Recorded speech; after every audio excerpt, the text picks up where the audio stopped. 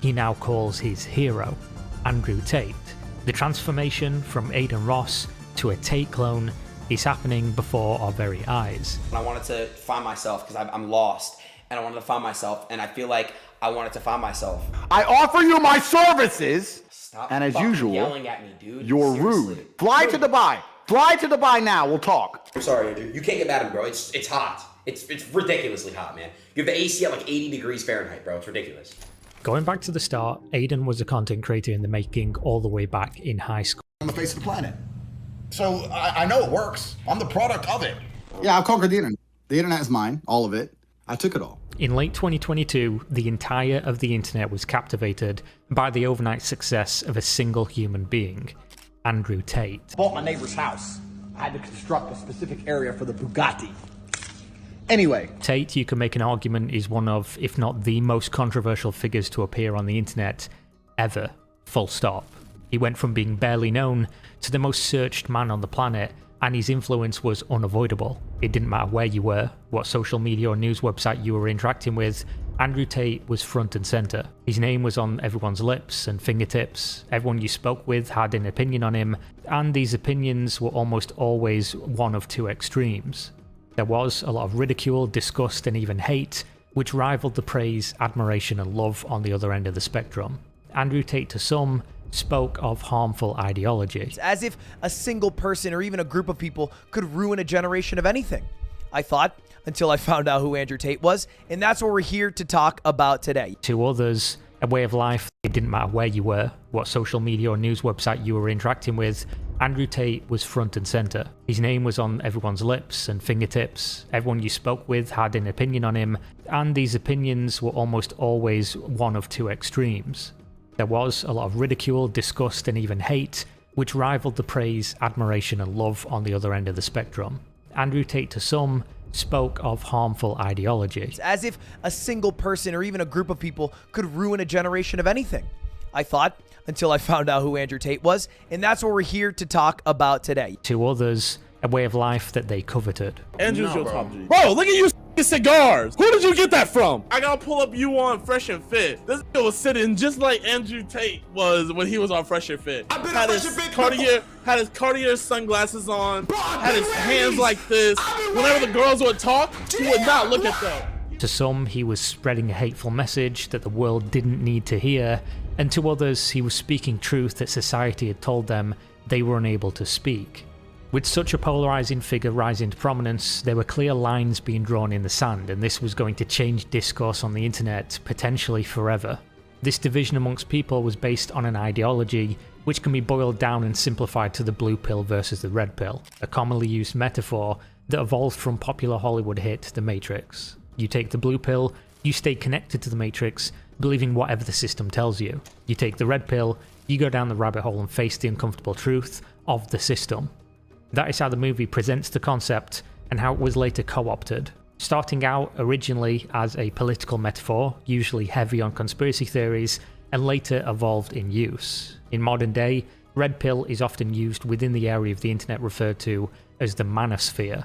Tate and people like him operate within that sphere, using red pill to describe their philosophy on life, the truth of their existence, so to speak. Depending on who within this movement you speak to, the parameters of what constitutes this truth will differ, but at the center of all of it, the belief is that women have changed to the point they are a problem. Dating is bad for men who are even oppressed by these changes. Of course, the original conspiracy theory aspect remains entrenched in the movement to go along with it, and the red pill widely spreads harmful messaging around things like vaccination and most established systems. By established systems, what I mean is the Matrix, because that analogy continues to run deep within this space. The Matrix is trying to control your mind. They're very good at it. That's what they do to control all of us. You have to break the trap. Do you want to escape from the Matrix? Listen, I already did. You haven't. You're very firmly inside because your soul is still controlled and you're still hedonistic. This movement, the red pill, is often described as misogynistic, hateful, harmful, and many other negative descriptors. Ah, you cheater, you're cheating. It's bang out the machete, boom in her face, and then grip her up by the neck. Like, shut up, bitch! While there are nuggets of truth sprinkled into some of the messaging, and a few good pieces of advice such as working out, trying to better your life with promotions, education, and moving up the ladder in all aspects, you don't need to take on the other problematic aspects of the movement to go along with that simple, common knowledge advice. Whatever pros can be gleaned from the movement are usually outweighed heavily by the negatives. Though of course it does stand to reason that there are some more reasonable people within the space who see it as a place for men to better themselves, but they are drowned out by the more popular narratives which come with the harmful rhetoric. The issue is, due to most of the current social structure, the internet, how easy it is to fall into an echo chamber, the depression and suicide rates of particularly young men, and the many other social issues, the Red Pill movement, and in particular what is seen as their golden god, Andrew Tate, has taken hold on the minds of tens, if not hundreds of millions of men. This is truer for younger men who don't have the experienced worldview to question certain harmful aspects and are more likely to be influenced, as well as some older men who have lived a life that has disappointed them. They're looking for something or anything except for themselves to blame for their complete mediocrity. So what does any of this have to do with Adin Ross? How does this impact his situation? Well, he, like many other young men, was taken in by Andrew Tate's messaging, which is certainly powerful. It's part of the traditional male fantasy after all. A man's man. The cars, the clothes, the money, the fighting, and the women. This took hold of Adin, and he saw in Tate a man who not only was to be followed, but emulated as closely as possible. Adin leveraged his connections and online clout to get in contact with Tate, which Tate of course facilitated, probably due to the size of Adin's audience and then being the perfect demographic for Tate's online multi-level marketing program called Hustlers University. A program that costs $50 a month to join a Discord server where teachers will train you in how to make money online, all of which is information you can find online with a simple Google search. The most lucrative aspect of Hustlers University, aside from Tate's multiple millions of dollars earned each month for little to no work, was of course promoting Hustlers University to other prospective buyers and earning a kickback on any sales made, not actually paying attention to the course material, which is what the price of admission was originally for.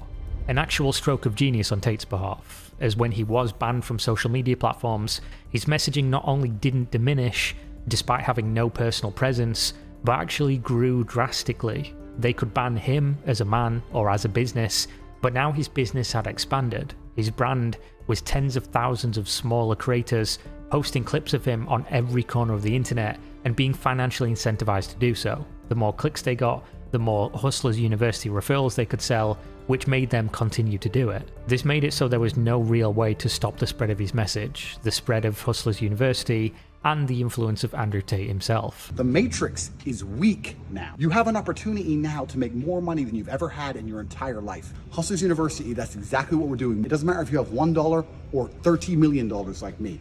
This is the only school online that's going to teach you exactly what to do to make sure you are not crushed along with the normies. Eventually, within a few months of meeting online, Andrew Tate and Adin Ross met in person. Adin made content out of this, streaming with the top G himself to hundreds of thousands of viewers. They talked life, played chess, smoked cigars, ate at restaurants, and Adin was exposed to the intoxicating lifestyle of Tate, who is undoubtedly a charismatic figure. Are you the best Adin you could possibly be? Hell no. Okay, so there you go. So you know what you need to do. I know what I need to do. But you're not going to do it because you don't really want to do it. I will do when I'm ready to do it. It didn't take long after this for Adin to start emulating Tate's behaviour, his look, and of course his talking points. No longer were there consequences to actions, there was only cancel culture for speaking truth. There weren't rules that were being broken, there was only the Matrix fighting back against him for trying to break out. They were after him for speaking the truth that the agents didn't want his audience to hear. Adin's time on mainstream platforms that are policed purely by corporate need for acceptable monetization and advertiser guidelines was now running out. The more in Tate's footsteps he followed, the faster the sand in the hourglass would fall. Eventually Twitch, and perhaps even YouTube, were going to notice how big of a brand risk he had become, and more importantly, how damaging to their advertising partners his messaging really was. At that point, he would undoubtedly be deplatformed. This is the fact and truth of moderation on websites like Twitch, which was his predominantly active platform. That is, until now.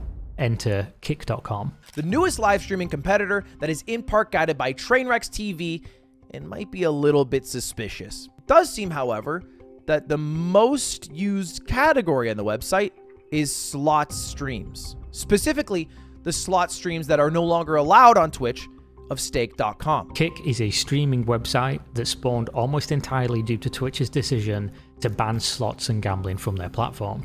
Twitch made that decision for a few reasons, one of which being the incredible backlash from their community, the other being the brand risk it represents to potential advertisers, which is the same reason they do most things, of course. Another big factor being having websites like Stake, a platform that uses cryptocurrency to gamble and showing creators winning and losing millions of dollars each spin to an audience of mostly young adults and children, was a mainstream headline and political nightmare waiting to happen.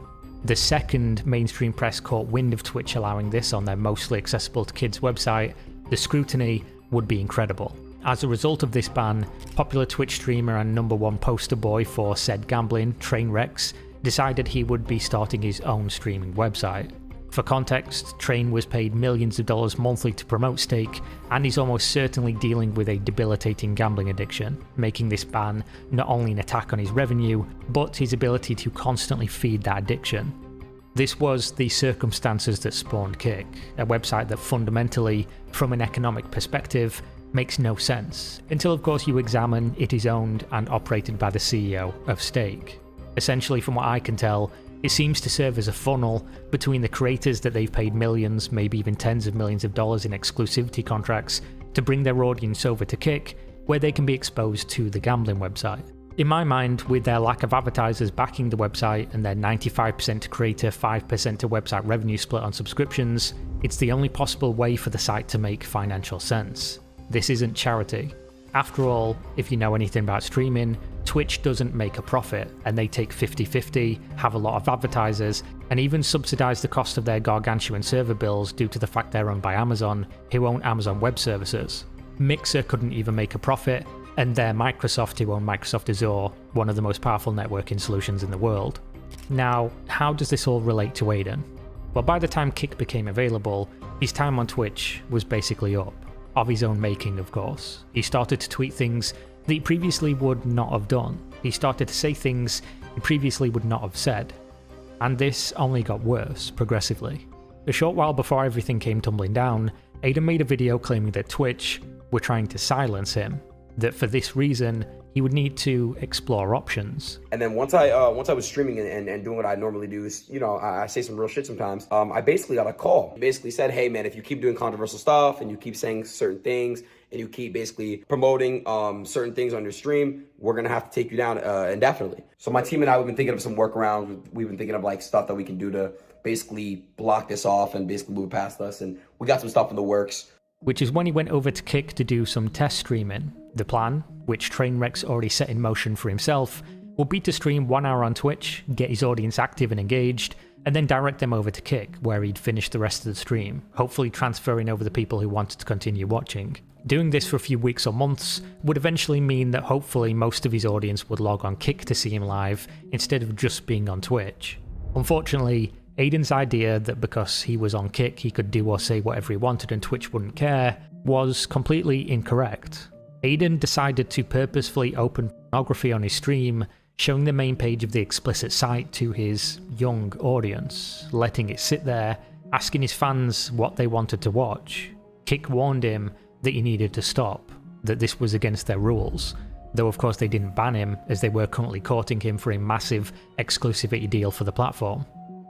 Twitch, however, saw the issue of having this man associated with their website, likely knew he was only going to get worse from there, and cut ties. They issued Aiden with his 8th and this time permanent ban.